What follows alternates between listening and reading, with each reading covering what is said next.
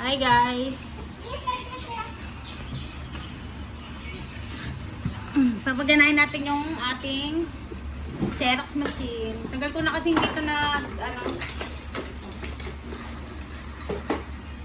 napagana. Magpapa-Xerox na ulit ako. Medyo kasi mahal kasi yung neto guys. Mahal yung pinaka-cartridge neto. Libo din. Eh nakakita ko sa YouTube na pwede pala siyang, pwede kang mag-refill. Pwede mo siyang refillan. Kasi nung binili namin to, sabi nung binila namin ng brother, bawal daw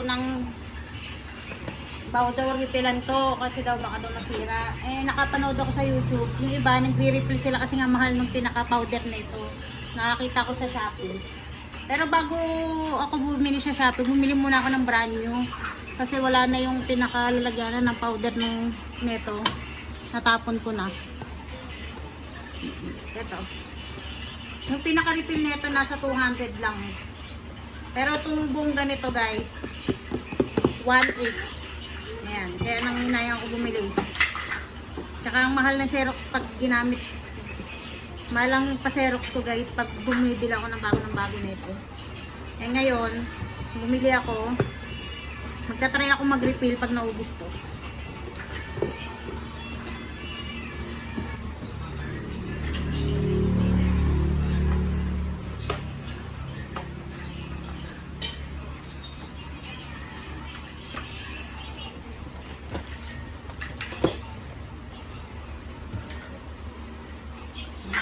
Nagana pa yan.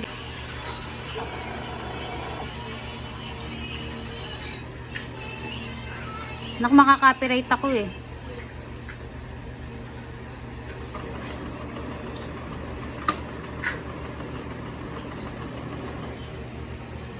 No toner. Ayan. Mag-okay tayo. Ngayon na tayo. Ano ba po yan? Kailangan mo mag-clean.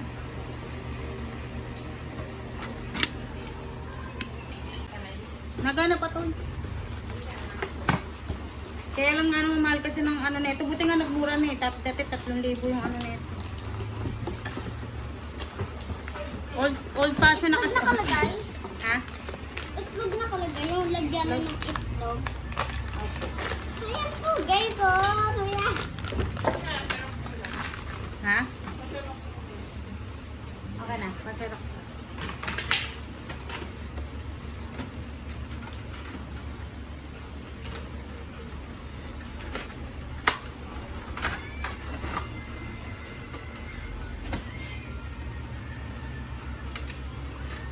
Marunong ka ba po, Nay? Oo naman na. So yun guys, yan yung lumalabas sa aking Xerox machine. Yung aking Xerox machine ay kailangan ng palitan. Ngayon hindi ako bibili ng original kasi nakakita rin ako sa Lazada at sa YouTube na nagpapalit sila ng drum. Papalitan ko na lang siya. Hindi na ako bibili na bago. Kasi ang bago ng drum ng brother ay nasa 3,000 sa Lazada. Tumingin ako, yung pinaka-refill lang na parang bulb lang na ganyan ay nasa 800, ganon.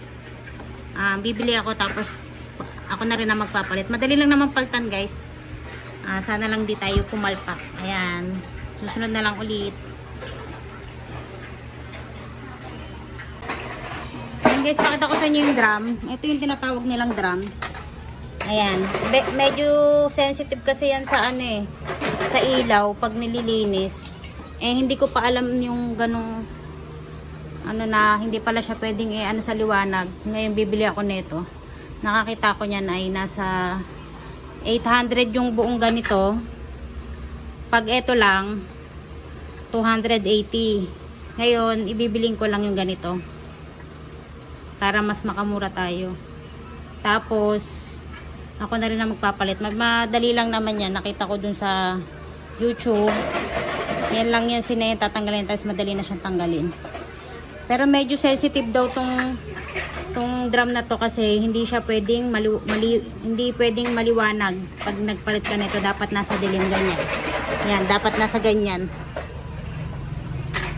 Pag bumili ka ng original na ito, mahal. Yung buo na yan, 3,000. Nagtingin ako niya sa brother. Buti na lang, salamat YouTube. Ay nakakita tayo ng mga negosyanteng nagsaserok na mga yung binibili lang din nila ay mga hindi branded pero nakakatulong sa kanilang negosyo. Then guys, hintayin na lang natin yung order ko. Order na ako, hindi pa lang nga lang siya nadating.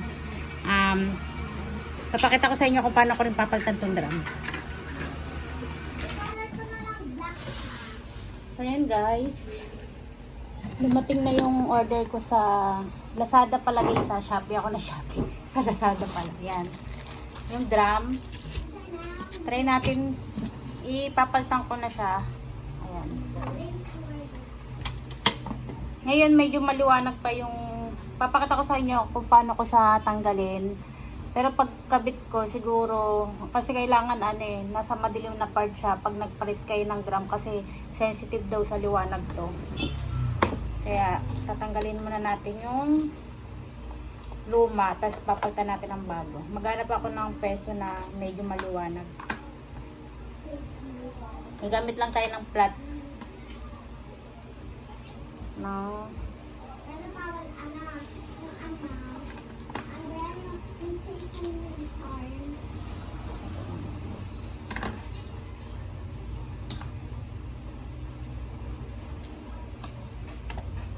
Tapos ko yung paa ko para may buwelo.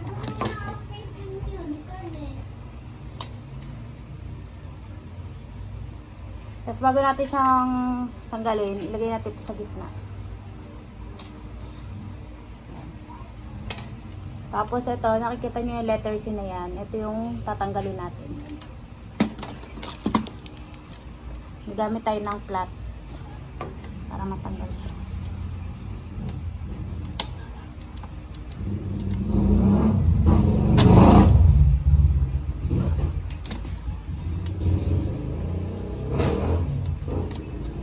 Dali lang naman siya tanggalin guys. Ayan, tanggalan natin siya. Kasi tutulak lang natin to. Sa kabila. Ayan.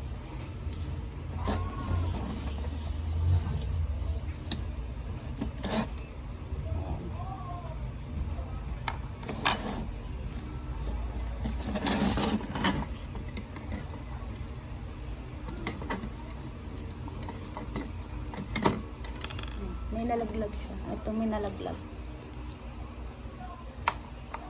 Tabi lang natin, tapos tanggalin natin. Yan, ganyan lang siya kadali.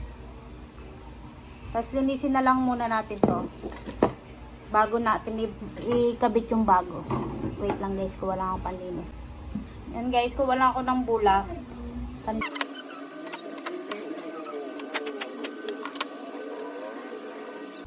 Kung paano natin siya tinanggal, ganun din natin siya ikabit.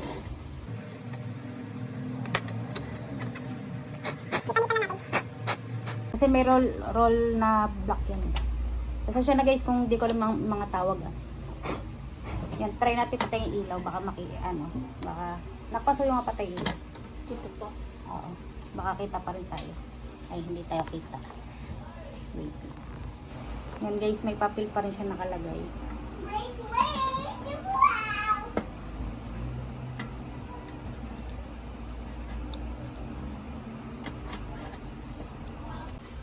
Ito pala guys, kabit muna natin bago pala natin ikabit tong drum.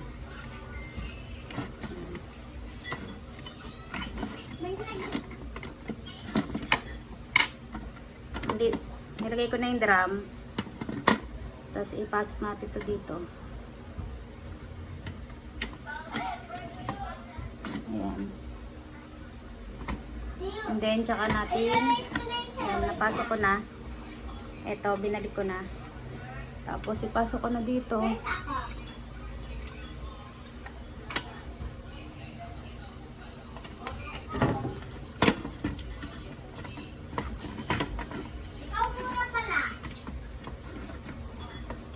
Kapakapain lang natin kasi yun.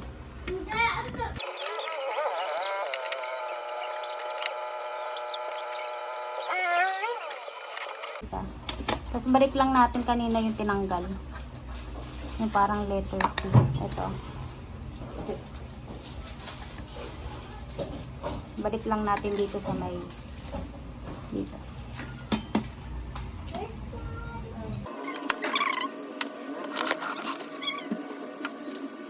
Medyo mahirap siya guys ikabit kasi madilim na makita.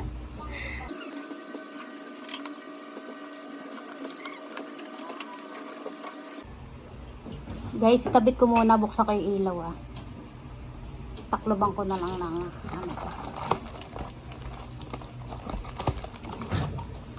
Yung plastic. Napakabuksan nga ilaw. Sabi ko. Dito, kasi hindi ko makita eh.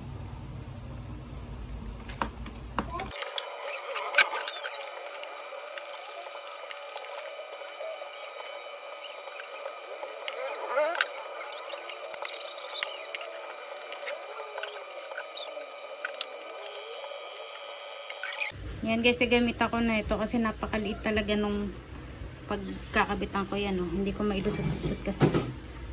Ayan. Yan yung lulusot ko doon sa gitna. Pinahirapan pa ako guys. Nawala pa yun. Buti na lang nakita ko. Napakaliit pa man din ito. Oh. Pasay-say na nakukupo guys ah.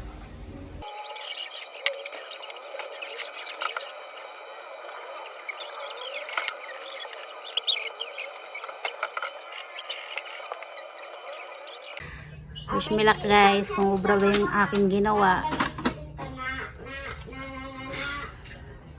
Ay, pagod ah.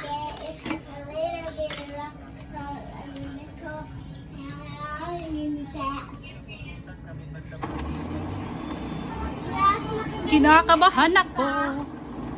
Diba, nakaganyan lang. Drum and soon pa rin. Why? Ganito yan, ating. Look na. Gana pa sa games, you're so big, the rockstar singer. Why?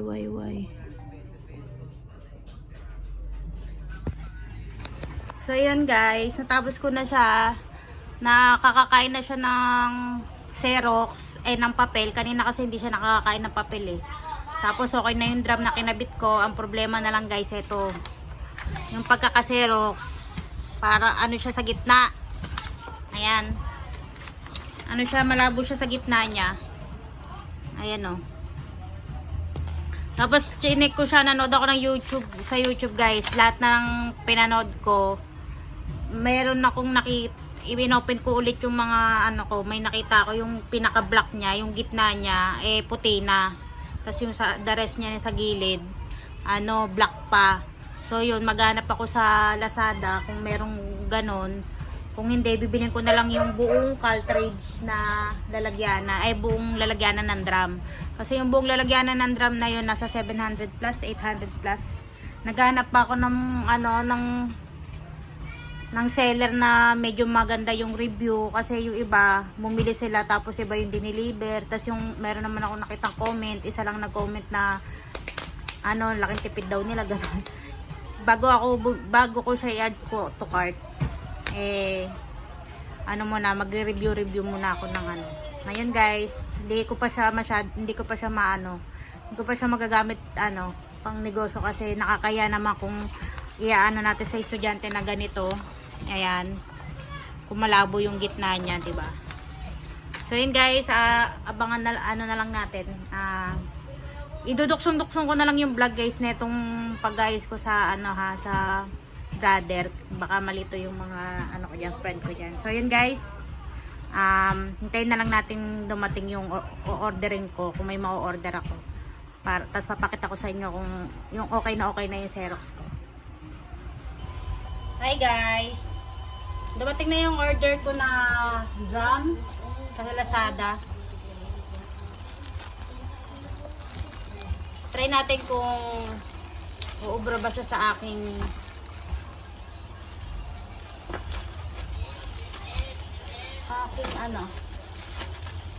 Xerox.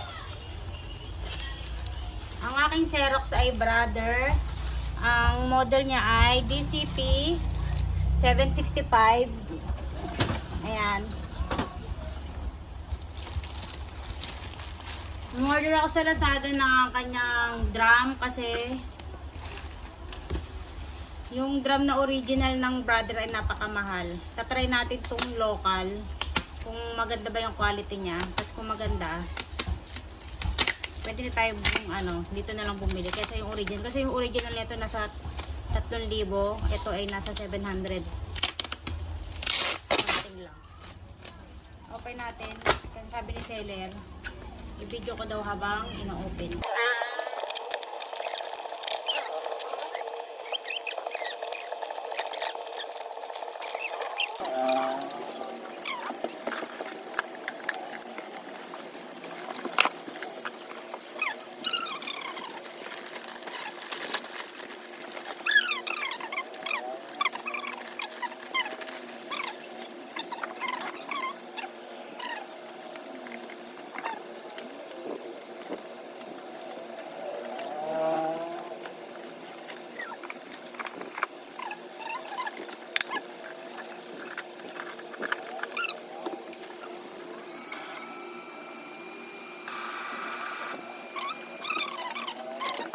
Okay naman siya.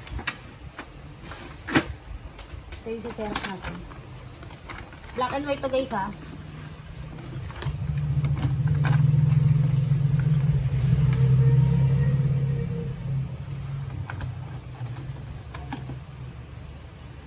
Press.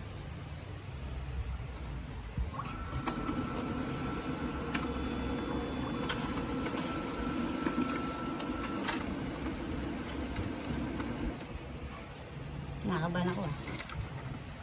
May guwit talaga siya. Stop mo muna na.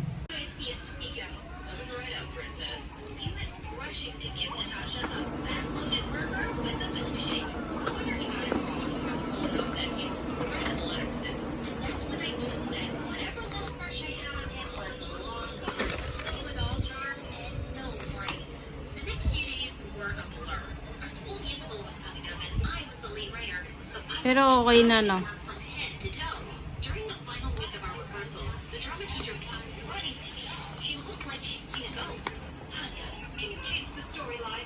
Saka yung differential.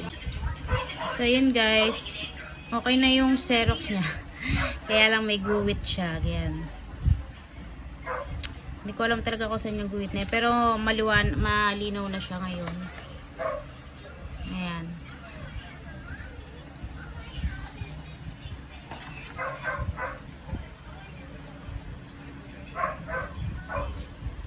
So yun guys, thank you for watching.